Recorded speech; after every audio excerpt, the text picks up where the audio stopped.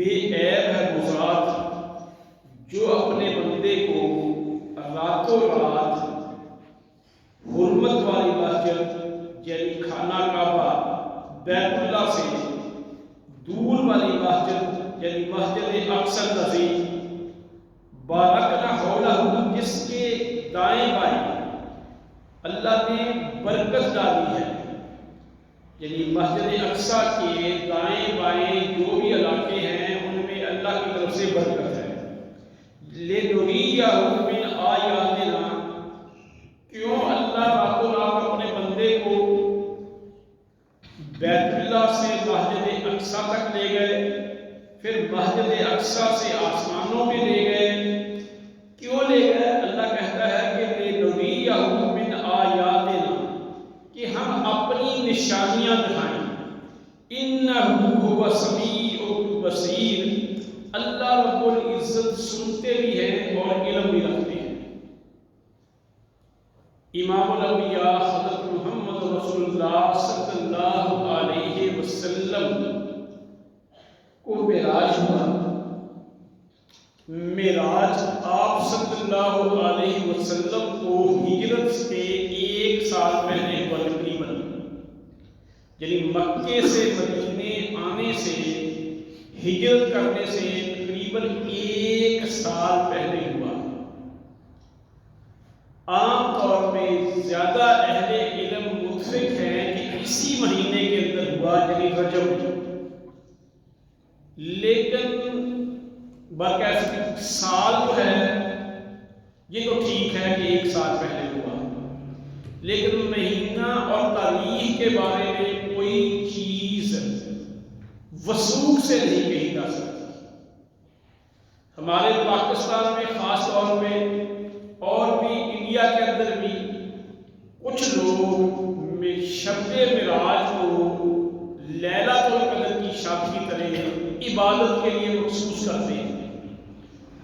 اگر یہ رات لیلۃ القدر کی طرح مخصوص ہوتی تو پھر صحابہ بھی کرتے، پھر صحابہ کے بعد تابعین بھی کرتے، پھر دیگر سلف صالحین بھی کرتے، پھر تاریخ کا بہام کو رہتا ہے۔ پھر جس رات کو وہ عبادت کرتے ہوتے ہیں تو وہ تاریخ ہمارے سامنے آ جاتی ہے۔ تو ایک تو بات یہ ہے کہ اس کی کوئی تاریخ کا ہمیں پتہ نہیں، لیکن یہ سبھی اہل علم صحابہ سمیت سب تسلیم کرتے ہیں کہ نبی مکرم صلی اللہ علیہ وسلم بیداری کی حالت میں، خواب میں نہیں، بیداری کی حالت میں روح اور جسم دونوں کے ساتھ آسمانوں پہ گئے۔ اب جو آپ کا سفر ہے خانہ کعبہ سے مسجد اقصی تک، اسے کہتے ہیں اسرا۔ اسرا کہتا ہے راتوں رات لے جانا، اور مسجد اقصی سے آسمانوں تک کا جو سفر ہے معراج اسے کہتے ہیں۔ معراج کا مطلب ہوتا ہے چڑھنا یا سیڑھی، یعنی جو مسجد اقصی سے آپ آسمانوں پہ گئے وہ معراج کہلاتا ہے، اور جو مکے سے مسجد اقصی تک سفر ہے وہ سفر جو ہے وہ اسرا کہلاتا ہے۔ اب جس رات آپ کو یہ معراج ہوا اس رات آپ مکے میں ام ہانی رضی اللہ عنہ کے گھر میں سوئے ہوئے تھے، تو وہاں سے آپ کو اٹھایا گیا۔ جبریل علیہ السلام نے آپ کا سینہ چاک کیا، سینہ چاک کر کے آپ کے دل کو آب زمزم سے دھویا گیا، اور پھر آپ کے دل میں ایمان اور حکمت کو بھر دیا گیا، پھر آپ کا سینہ بند کیا گیا۔ آپ کا زندگی میں 2 دفعہ سینہ چاک ہوا، ایک دفعہ بچپن میں، ایک دفعہ جب آپ معراج میں جانے لگے تھے اس موقع میں، تو وہاں آپ کو حتیم میں لایا گیا۔ خانہ کعبہ کے اندر اب بھی جو حتیم والی جگہ ہے یہ آپ کے سامنے ہے، وہاں لے کے آیا گیا۔ آپ کے زمانے میں خانہ کعبہ کے اندر طواف، جیسے آج کل لوگ ویل چیئر پہ کر لیتے ہیں جو مریض ہوتے ہیں، اس سے پہلے ویل چیئر نہیں تھی، آپ کو علم ہوگا کہ 4 پائیوں کے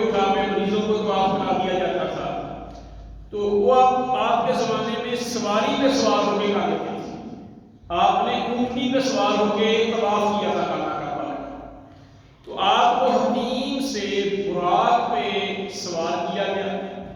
براق ایک خاص قسم کی سواری تھی جس کی کا ایک قدم جہاں پہ ہوتی تھی وہاں پہ دوسرا قدم کے بوجھانا جہاں پہ حد نگاہ ہوتی تھی وہاں پہ پہنچتا تھا۔ یہ کیا تھا؟ براق کا اس ذکر آتا ہے، باقی نہ کسی نے دیکھا نہ کسی نے فوٹو لی۔ ہمارے ہاں جہاں پہ بعض بس مصور قسم کے لوگ جو ذاتی خیالات، دیکھیں اسلام کے اندر ذاتی خیالات کو احوا کہا گیا ہے، خواہشات، اس کو دین نہیں کہا گیا۔ دین صرف اللہ اور اس کے رسول کی بات ہے۔ ہدایت کسے کہا گیا؟ قرآن و حدیث کی۔ هو الذی ارسل رسولہ بالہدی ودین الحق، اللہ نے اپنا نبی ہدایت اور دین حق دے کے بھیجا۔ کہاں سے دے کے بھیجا؟ آسمانوں سے۔ تو باقی جو باتیں ہیں وہ خواہشات ہیں، اس میں ہمارے معاشرے میں اب تو کم ہو گیا۔ پہلے ایک گھوڑا ہوتا تھا، اس کو پر لگے ہوتے تھے، اس کی چہرہ جو ہوتا تھا وہ عورت والا ہوتا تھا۔ تو اس طرح کی لوگ باتیں بناتے ہیں کہ بالکل غلط ہے۔ بلکہ جو بھی سواری تھی وہاں سے آپ کو مسجد اقصیٰ میں لایا گیا، مسجد اقصیٰ سے آپ کو آسمانوں پہ لے جایا گیا۔ رستے میں آپ کی مختلف انبیاء سے ملاقاتیں ہوئی مختلف آسمانوں پہ۔ آپ نے مسجد اقصیٰ میں نبیوں کی امامت کرائی، جلی نماز پڑھائی، وہاں پہ پڑھی۔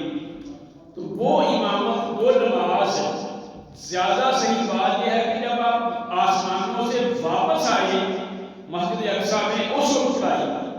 کچھ لوگ کہتے ہیں کہ جاتے وقت، لیکن زیادہ دلائل جو کبھی ہیں وہ واپسی والی ہے۔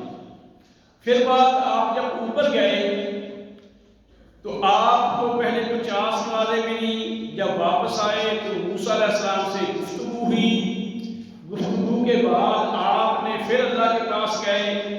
اچھا، اس سے نہ کئی باتیں ثابت ہوتی ہیں۔ ہم قرآن و حدیث کو زندگی کی مثالوں کے ساتھ نہیں لیتے۔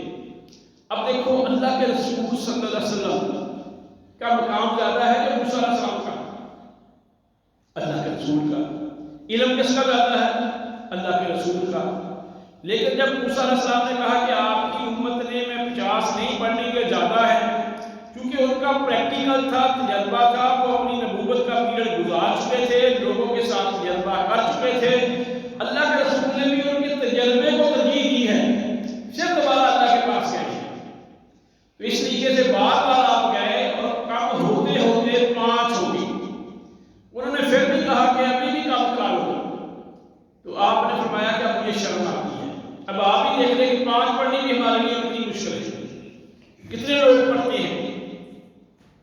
اب لیکن اللہ نے کہا کہ فرض 5 ہوگی لیکن ثواب 50 ہے، کیونکہ ہر نیکی کم از کم 10 گنا اس کا اجر ہوتا ہے۔ یہ تو بات تھی کہ میرے بھائی معراج کے واقعے کی تھوڑی سی ابتدا۔ یہ جو بھائی باہر گراؤنڈ میں بیٹھے ہیں، یہ سنیں بھائی جو بیٹھے ہیں، حدیث کے اندر آتا ہے کہ جمعے کے دوران بات چیت کرنا، جیسے نماز کے اندر بات کرنا منع ہے، ایسے ہی خطبہ جمعہ کے اندر نماز کرنا منع ہے، بات کرنا منع ہے۔ میرے آگے کسی جا پتہ جائے ان کو گراؤنڈ سے اٹھا کے اندر لائے، ان کو شاید سن نہیں رہا، وہاں پہ بات نہ جا رہی ہوگی۔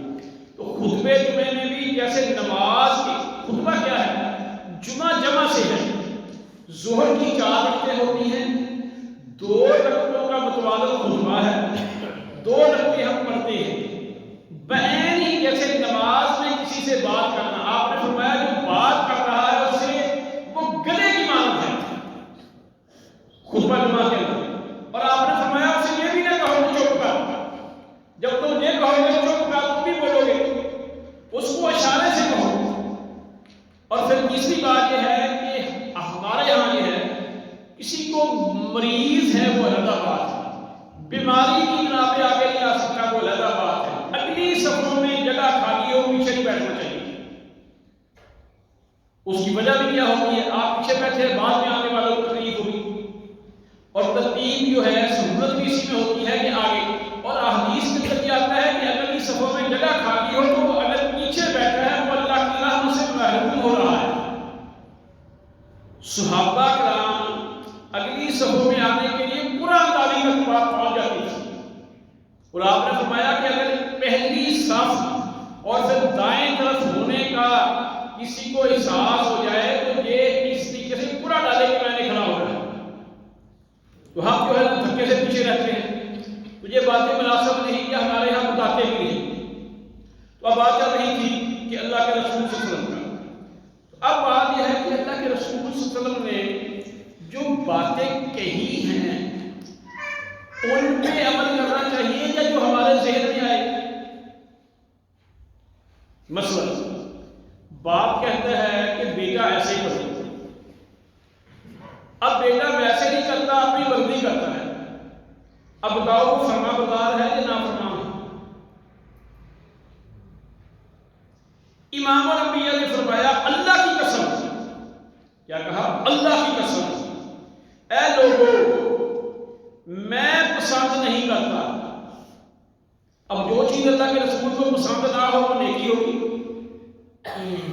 آپ نے فرمایا اللہ کی قسم اے لوگوں میں پسند نہیں کرتا، تو مجھے میرے مقام سے میرے مرتبے سے بلند کرو جو مجھے اللہ نے عطا کیا ہے۔ مسند احمد۔ اب اللہ نے آپ کو کیا عطا کیا؟ اللہ کہتا ہے سبحان الذی، بے عیب ہے، بغیر کسی نقص کے ہے، پاک ہے، بابرکت ذات ہے، اسرا بعبدہ ہی، جو اپنے بندے کو لے گی۔ اب یہاں پہ اللہ کے رسول کی شان میں اضافے کے لیے اللہ نے کون سا لفظ استعمال کیا؟ عبد کا۔ دیکھیں انسانیت کی معراج بندگی سے ہے، بندہ کیا ہے؟ بندگی سے ہے، اللہ کی عبادت سے ہے۔ جو بندہ اپنے آپ کو اللہ کا غلام، اللہ کا بندہ سمجھتا ہے، اللہ کی بندگی کرتا ہے، سچی بات یہ ہے کہ وہی اونچے مقام پہ ہے۔ اب آپ نے فرمایا کہ مجھے اس مرتبے سے آگے نہ بڑھاؤ۔ دوسری روایت صحیح بخاری کی ہے، تو رسول اللہ صلی اللہ علیہ وسلم نے فرمایا مجھے اس مرتبے سے، اس مقام سے اونچا نہ کرو جیسے عیسیٰ علیہ السلام کو عیسائیوں نے ان کے مرتبے سے اونچا کر دیا۔ عیسیٰ علیہ السلام کیا تھے؟ اللہ کے پیغمبر تھے، اللہ کے نبی تھے، اللہ کے بندے تھے، ان کو کیا کیا؟ انہوں نے اللہ کا بیٹا بنا دیا۔ آپ نے اس چیز سے منع فرمایا، اور آپ نے فرمایا کہ تم مجھے اللہ کا بندہ اور رسول کہو، یہ صحیح بخاری کی حدیث ہے۔ اب ہمارا حال کیا ہے؟ ہمارے اکثر مساجد میں اکثر شاعر غلط کرتے ہیں۔ اللہ کہتا ہے کہ سبحان الذی، پاک ہے وہ ذات، بابرکت ہے وہ ذات، بے عیب ہے وہ ذات، اسرا بعبدہ ہی، جو اپنے بندے کو لے گی۔ ہمارے شاعر کیا کہتے ہیں؟ بالغ علا بکمالہ، کاشفت جب جمالہ، حسنت جمیع الخصالہ، صلوا علیہ وآلہ۔ اب یہ لفظ کسی حدیث کے ہیں؟ نہیں، یہ لفظ کسی شاعر نے یا کسی مفکر نے کہے۔ اب بتائیں دنیا جہان کے مفکر اکٹھے ہو جائیں، دنیا جہان کے فلاسفہ اکٹھے ہو جائیں، ان کی بات نبی کی بات کے برابر نہیں ہو سکتی، اور پھر اللہ کی بات کے برابر۔ اب یہ اللہ کا قرآن ہے، اللہ کہتا میں لے گیا، وہ کہتے خود اپنی اس مقام پہ پہنچ گئے، یعنی اپنے کمال کی بنا پہ پہنچ گئے۔ یہ تو قرآن کے ساتھ تضاد ہے، یہ تو غلط ہے۔ اور یہ کئی لوگ کہتے ہیں کیوں؟ یہ عقیدے کا مسئلہ ہے۔ ایسے ہی نام دانے کی بنا پہ آہستہ آہستہ آہستہ آہستہ کیا ہوا؟ عیسائیوں نے وہ اس مقام پہ وہ کو لے گئے۔ اگر بھائی یہ کی بات کچھ معراج کے حوالے سے۔ دوسرا دیکھیں، جب آپ معراج پہ گئے، اللہ نے آپ کو جنتی جنت میں، جہنمی جہنم میں دکھائی۔ ہمارے ہاں ایجوکیشن میں کہتے ہیں کسی بندے کو صحیح طریقے سے سمجھانا ہو، اس کا کنسیپٹ صحیح کلیئر کرنا ہو، تو جو چیز پریکٹیکلی وہ خود نہیں ابھی اس نے کی تو اس کے سامنے اس کو عملی طور پہ کر کے دکھا دو۔ جب وہ اپنی آنکھوں سے دیکھ لے گا تو اس کو عیناً یقین ہو جائے گا، اس کا کنسیپٹ اور کلیئر ہو جائے گا۔ حالانکہ لوگوں نے جنت اور جہنم میں قیامت کے بعد جانا ہے، لیکن معراج کے موقع پہ محمد اور رسول صلی اللہ علیہ وسلم کو اللہ نے جنتی جنت میں، جہنمی جہنم میں کیوں دکھایا؟ تاکہ آپ لوگوں کو جا کے صحیح ویژن کے ساتھ، صحیح کنسیپچول کلیئرٹی کے ساتھ، جب آپ کا کنسیپٹ، آپ کا تصور واضح ہوگا، آپ کا ویژن کلیئر ہوگا، آپ کی سمجھ زیادہ ہوگی، عیناً یقین کے ساتھ آپ آئیں گے تو آپ زیادہ بات سمجھا سکیں گے۔ تو یہ تو تھا میرے بھائی۔ اور اگلی بات، اب جنت کون دیکھ کے آیا ہے؟ اللہ کے بعد دنیا کے بندوں میں سے جنت کس نے دیکھی ہے؟ محمد رسول اللہ صلی اللہ علیہ وسلم۔ جہنم کس نے دیکھی ہے؟ اب رستہ ہے کہیں جانے کا، ایک نیا شہر ہے۔ ابھی یہ چند دن پہلے بیٹے کا ولیمہ تھا، تو لاہور سے برات آئی اور نا ولیمے پہ دوست آئے چند، تو میں نے ان کو بتایا، وہ سائیاں بالا سے آئے تو ادھر جانا تھا۔ اب میں نے ان کو جو رستہ بتایا، انہوں نے وہ دیکھا نہیں، انہوں نے گوگل والی لگا دی، وہ ان کو ایسے رستے پہ لے گیا تاکہ پہ جو آگے سے بند تھا۔ حالانکہ گوگل میپ بڑا چلتا ہے۔ اب جس نے جو رستہ دیکھا نہیں اس کو غلطی لگ سکتی ہے، ہاں کہیں سے بھی گائیڈ ہے۔ جس نے دیکھا ہے، پہلے جا کے آیا ہے، پریکٹیکلی پھر وہ رستہ بتائے گا تو وہ درست ہوگا۔ تو اب ہم کہاں تھے؟ ہمارے باپ آدم علیہ السلام نے درخت کا پھل کھا لیا تھا، اللہ نے ہمیں جنت سے نکال کے دنیا میں بھیج دیا۔ اب ہم نے واپسی کہاں جانا ہے؟ اپنے اصل گھر۔ اس گھر کا رستہ کون بتائے گا؟ محمد رسول صلی اللہ علیہ وسلم۔ جو جس نے رستہ دیکھا ہی نہیں اس سے جنت کا راستہ پوچھے تو وہ عقلمند ہے، یا جس نے دیکھا ہے، پریکٹیکلی جا کے آیا ہے، جو رستہ وہ بتائے وہ ٹھیک ہے۔ پھر اس کے بارے میں گارنٹی رب العزت نے دی ہے، یاسین والقرآن الحکیم انک لمن المرسلین۔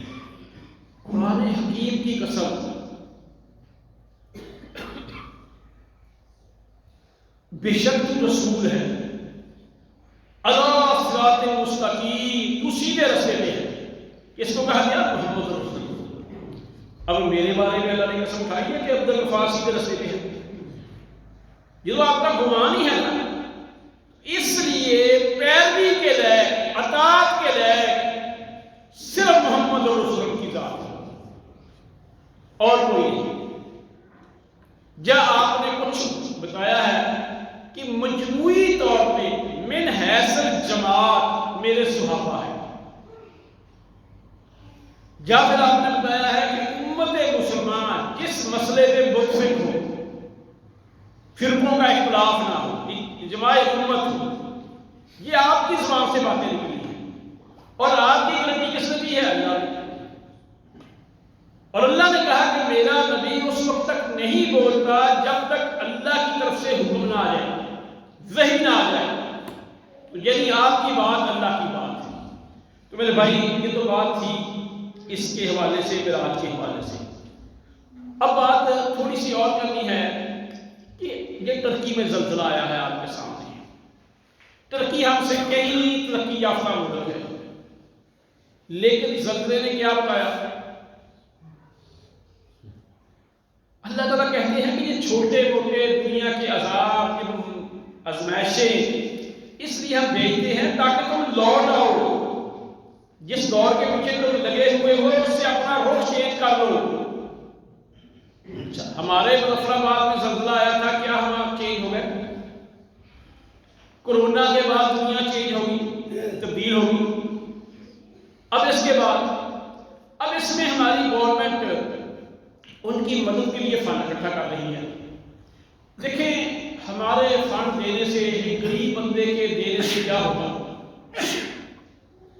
ہمارے یہاں بعض دفعہ ہم سوچتے ہیں امام الانبیاء حضرت محمد صلی اللہ علیہ وسلم جب جنگوں کے لیے فنڈ اکٹھا کیا کرتے تھے، عثمان غنی رضی اللہ عنہ جیسے سینکڑوں اونٹ، سینکڑوں گھوڑے، بہت سا مال دے دیتے تھے، ایسے اور بڑے امیر صحابہ تھے دیتے تھے۔ لیکن کئی ایسے بھی تھے ہمارے جیسے کمزور صحابی مزدورے کر کے تھوڑی سی کھجوریں لے کے آیا، آپ نے یہ نہیں کہا کہ یہ تھوڑی سی کیا کریں گے تو کھوٹی کھا لیں، آپ نے وہ سارے ڈھیر پہ کھلا دی کہ ان کی وجہ سے برکت بڑھ جائے گی۔ یہ مسجد ہے، 200 نے فنڈ دیا ہے، بنی ہے الحمدللہ، کچھ الحمدللہ ہمارا حصہ بھی ہے اللہ کے فضل سے۔ اچھا کئی لوگوں کے 10 روپے ہی ہوئے، اب علم نہیں کہ وہ 10 روپے اتنے برکت والے تھے، ان کی بنا پہ اس میں زیادہ کام بات پڑی۔ تو دوسری بات ہوتی ہے ایک ٹریننگ ہوتی ہے، تربیت ہوتی ہے، تو اس لیے گورنمنٹ کہہ رہی ہے، آپ کی تنظیمیں اور تحریکیں کہہ رہی ہیں اس کے حصہ ڈالو، بے شک آپ کو 10 روپے ہی ڈالو، اور یہ بچوں کو بھی عادت ڈالو۔ مجھے یاد ہے ہمارے بزرگ پروفیسر حافظ اللہ صاحب، وہ ہمیں کہتے تھے کہ جمعے کے پیسے نہیں دینے۔ اچھا جی، پھر انہوں نے ڈیوٹی لگا دی جمعہ بڑی دور پڑا کے آؤ، تو ان کے بیٹے وہ بہاولپور سے نہیں بھی آ کر جمعے کی ڈیوٹی لگا دی۔ اب بیٹے نے لوگوں سے پیسے تو نہیں دینے، اگر باپ سے لے کے چلا گیا تو اس کی ٹریننگ کہاں سے ہوئی؟ وہ کہتے تھے کہ یہ آپ ہی میں نے پیسے دینے، جو تمہیں جیب خرچ ملتا ہے نا اس سے بچا کے جمعے کے لیے رکھو، تاکہ تیری ٹریننگ ہو کہ تو نے جو تیری انکم ہے، تیرا خرچہ ہے، اس میں سے نکال کے نہیں میں نکالے ہیں، میں دے دوں، تیرا کیا کمال ہوا؟ دینے کو تو میں نہیں دے رہا ہے تجھے۔ اس لیے یہ ایک تربیت بھی ہوتی ہے، ٹریننگ بھی ہوتی ہے کہ آپ کے موبائل پہ میسج بھی آ رہا ہے، ہم نہیں کہتے ہمیں دو، بے شک آپ 10 روپے ہی دو، جتنی آپ اس میں آپ کا کوئی نہ کوئی حصہ ڈالو جو بھی ہے وہاں پہ۔ اور دوسری بات میرے بھائی آپ سے کہنی ہے، یہ ہمارے یہاں بعض بچوں کی عادت نہیں ہوتی۔ اچھا پھر ایک اور بات ہے، ہمارے یہاں بھی کہتے ہیں حصہ بقدر جسہ، ہم نے بڑے بڑے لوگوں کو دیکھا سوائے چند افراد کے۔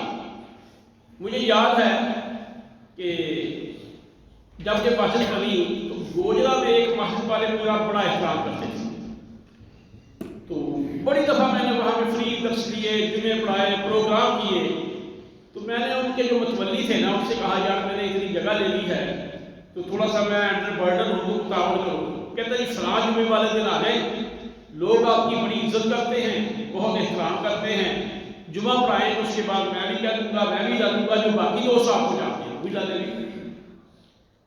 سمجھ چلا گیا، وہاں گیا، بات کی، ہماری کو عادت بھی ایسی ہے کہ زیادہ نہیں، تو مجھے وہاں سے گاڑی اپنی پہ گیا، اپنی پہ واپس آیا، تو اس دوست نے بھی کھانے کا اہتمام کیا، تو میں نے حساب لگایا 5-6 میرے کو 5,500 سے 7,500 روپیہ ہوا۔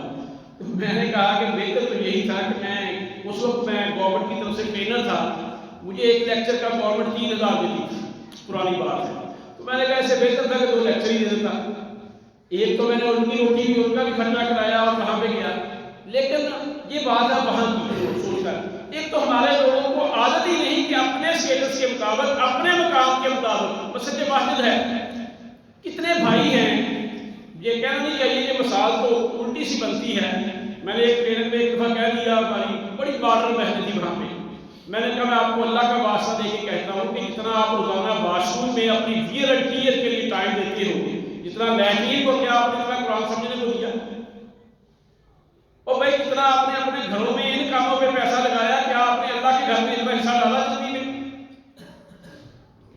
اللہ کے گھر کی اتنی بھی ہے اتنی، تو اس لیے میرے بھائی خدا نہ سوچیں۔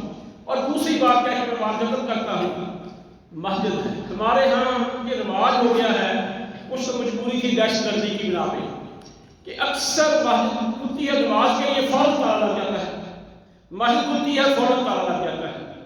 اب 12-1 بجے کے بعد عشاء تک نمازوں کا ٹائم چلتا ہی رہتا ہے۔ ایک بندہ مسافر ہے، اس نے نماز پڑھنی، مسجد بند ہے تو کہاں پڑھے؟ ایک بندے کو مجبوری بن گئی، وہ ٹائم پہ جماعت کے ساتھ نہیں آ سکا، وہ کہیں پہ ایسا ہے وہ نماز پڑھنی کہاں پڑھے؟ تو اکثر تو میں نے بھی دیکھا ہے، تو ہم الحمدللہ 12 بجے کے بعد عشاء تک مسجد کھلی رکھتے ہیں۔ اچھا اس میں ایک سبزی بیچ رہا ہے، وہ واش روم میں آئے تو استعمال کرے، کوئی مسئلہ نہیں، ایک بندہ گزر رہا ہے، اس کو اچانک تکلیف ہوئی ہے تو وہ واش روم میں آ جائے، کوئی مسئلہ نہیں، ٹھیک ہے، کوئی بات نہیں۔ اور کوئی کسی کو ضرورت ہے جو کبھی وہ آ جائے۔ لیکن میرے بھائی میں آپ کو ہاتھ باندھ کے کہتا ہوں، اس پہ سوچیں، کروڑوں کی آپ کوٹھی بنا رہے ہیں، کوٹھی بننے کو 2 سال لگ رہے ہیں، اور میں نے اس چیز کا احساس پہلے بھی تھا کہ ہمارے سارے واش روم کئی دفعہ آپ ہی کہتے ہوئے یہ صاف نہیں ہوتے، تو کریں کیسے جب سیمنٹ والے پاؤں لے کے، رگ والے پاؤں لے کے جہاں پہ 50 بندے روزانہ آتے ہیں۔ میں کیونکہ یہ بائی پاس کی بنا پہ کچھ سے ریسٹ کرنا تھا، گھر میں تھا، میں اکثر یہاں بس میں آگے بیٹھ جاتا گیلان میں۔ 11 بجے ایک بندے نے دروازہ کھٹکھٹایا، میں نے کہا یہ کیا جی؟ اب نام نہیں لیتا، ہمارے ہمسائے ہیں، کروڑوں روپے کی کوٹھی بن رہی جی، میں کئی سال سے بن رہی ہے جی، میں وہاں سے آیا ہوں، میں ہمیں کام کر رہا ہوں، مجھے نا میرے واش روم کی حاجت ہو رہی ہے، تو میں نے تالا کھولا۔ ایک دوسرے بازار سے، وہاں سے وہاں پہ ہم کام کر رہے ہیں، فلاں کی کوٹھی ہے، تو یہ دروازہ کھولو۔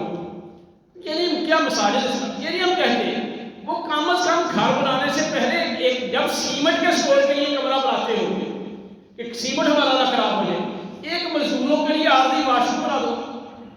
چلو جو واش روم بنایا اس میں عارضی سیٹ لگا دو، بعد میں توڑ دینا جب اس کی فائنل فنشنگ کرو گے۔ تو میرے بھائی خدا را کچھ عقل سے کام کرو، اللہ مجھے اور آپ کو عمل کی توفیق